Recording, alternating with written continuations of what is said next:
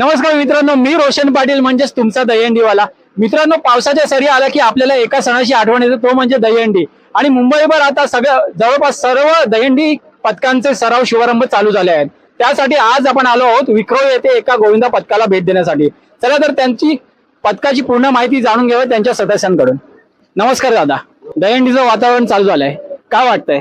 आपण वर्षभर त्या दहीहंडी सणाची आपण वाट बघत असतो आणि आज योगायोगाने पाऊस चालू झालाय. आपल्याला जो सण साजरा करायचा आहे तो मोठ्या उत्साहाने जल्लोषाने आपण दरवर्षी या सणाची वाट बघतो, याच्यासाठी की आपला ही परंपरा आहे. त्या परंपरेला अनुसरून आपण हा कार्यक्रम करत असतो. त्याच्यात आता माझ्याकडे 2 पथक आहेत, एक मुलींचं आहे एक मुलांचं आहे. तर दोन्ही पथक आपल्याला सांभाळलं तर आपल्याला हे नाही की आपल्याला 8 थर लावायचे 10 थर लावायचे, हा भाग नाही. आम्ही आमचं फक्त परंपरा जपतो आणि सण जपतो. त्या सणामुळे आपण ते थर लावतो, कारण जे आपण जास्त थर लावण्याचा कोणाला कॉम्पिटिशन करत नाही. जास्त थर लावण्याच्या हिशोबाने आपण गेलो तर आपण आपल्या मुलांवरती इजा करून घेतो आणि ती झाली नाही पाहिजे. महत्वाचं आपल्याला आपली परंपरा जपायची आहे. तुमच्या पथकाबद्दल थोडीशी माहिती द्या. 2023 ला आपली स्थापना झाली. त्या स्थापनेपासून आपली सुरुवात होती. सुरुवातीलाच आपण माझे मुलांचे 6 थर लावले होते आणि मुलींचे पहिल्या त्याच्यामध्ये आपण 5 थर लावले होते. आपल्या अपेक्षा अशा कुठल्या नाहीये की आपण मुलांना किंवा मुलींना जास्त आपल्याला त्यांनी लावले म्हणून आपण लावले पाहिजेत असं आपण कोणाबरोबर तुलना करत नाही. कारण प्रत्येक गोविंद हा गोविंद असतो. उलट त्याने किती लावले त्याच्यावरती आपल्याला आनंद झाला पाहिजे आणि आपण त्या जोशामध्ये आपण त्यांचं स्वागत केलं पाहिजे आणि आपण आपल्या तयारीने राहायला पाहिजे. फक्त एवढंच आहे की आपलं प्रत्येकाने ना जो पण सण साजरा करतोय दहीहंडीचा, त्या प्रत्येकाने काळजी घेतली पाहिजे की जे प्रत्येक बाळगोपाळ येतात, हे जो प्रतिष्ठान चालवतो, जो गोविंद पथक चालवतो त्याच्यावरती भरोसा ठेवून येतात आणि त्या अनुषंगाने प्रत्येकाने आपली ती जिम्मेदारी घेतली पाहिजे प्रत्येक मुलाची मुलीची, की ती बाळगोपाळ आपल्या घरी पथकाची प्रॅक्टिस झाल्यावरती किंवा लाचा दिवशी दहीहंडीचा जो लाचा दिवस असतो तो दिवस त्या दिवशी प्रॅक्टिस पूर्ण संपल्यानंतर प्रत्येक मुलं आपले सुखरूप घरी पोहोचले पाहिजेत, हीच आमचं अपेक्षा असते. दहीहंडीमध्ये काही लोक बोलतात की थरामध्ये सगळ्यात वरचा टॉपर जो असतो तो महत्वाचा असतो. मला सांगा, तुमच्या मते थरामधला सगळ्यात महत्वाचा व्यक्ती कोण असतो? नाही, महत्वाचं हे पूर्ण गोविंदा, म्हणजे जो हात पकडायला खाली जो पकडायला असतो त्याच्यापासून ग्राउंड लेवल पासून तर टॉपर पर्यंत हे प्रत्येक मुलगा महत्वाचा असतो किंवा प्रत्येक मुलगी महत्वाची असते.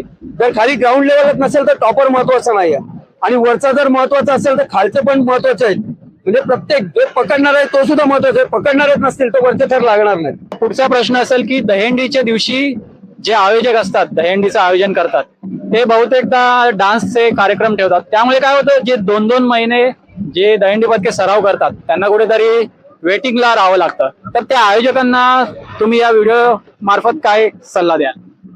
मला सल्ला हाच द्यायचा आहे की आम्ही बऱ्याच वेळा गोविंदा आम्ही सकाळी 7 वाजता घर सोडतो, मैदानात उतरतो, मैदानात आम्ही पूजा करतो. पूजा केल्यानंतर आपल्या इकडची जी गोविंदा पहिली मानाची हंडी असते ती फोडतो. ती फोडल्यानंतर आम्ही बाहेर जेव्हा निघतो तर काही लोक जे दहीहंडी लावतात, जे मान्यवर बोलवतात, ते दुपारी 2-2, 3-3 वाजल्यापर्यंत दहीहंडी लावत नाहीत आणि मुलं आपली भर पावसामध्ये आपली ताटलेली असतात. त्याच्यानंतर ते झाल्यानंतर सुद्धा काही वेळेला आपल्याला लाईनीत उभं राहायला लागतं. तिथे स्टेज शो चालू असतात, त्या स्टेज शो बघायचं की आपण आपले थर लावून पुढे निघायचं, हा प्रश्न आपल्याला पडतो. मुलं अक्षरशः पावसात भिजून वैतागलेली असतात आणि त्याच गोष्टीवरती आपल्याला थोडं वाईट वाटतं की तसं झालं नाही पाहिजे.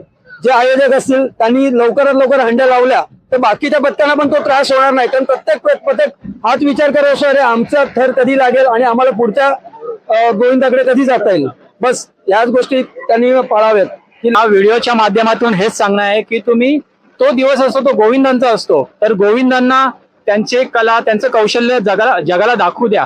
तुम्ही डान्सचे कार्यक्रम ते वर्षभर आपले चालूच असतात, ते थोडे बाजूला ठेवा आणि दहीहंडीला या बाळगोपाळांना ती संधी द्या, त्यांना तो दिवस जगू द्या. दहीहंडी बोलले की अपघात, किरकोळ अपघात असतातच, त्यामध्ये महत्वाचा असतो तो इन्शुरन्स. तर आपल्या मंडळातील प्रत्येकाचा इन्शुरन्स काढला जातो. हो, आपण प्रत्येक बाळगोपाळाचा इन्शुरन्स, कारण काय माहिती ती जिम्मेदारी आहे. उद्या जर माझं मंडळ तर एवढं मोठं नाही की आपण म्हणजे एखाद्या मुलाला मोठी इजा झाली तर आपण त्याची भरपाई करतो. तर त्याच्यामुळे आम्ही प्रत्येक बाळगोपाळ जो आमच्याकडे थराला आणि तरायला जे दोन्ही असतात त्यांचा प्रत्येकाचा इन्शुरन्स काढला जातो.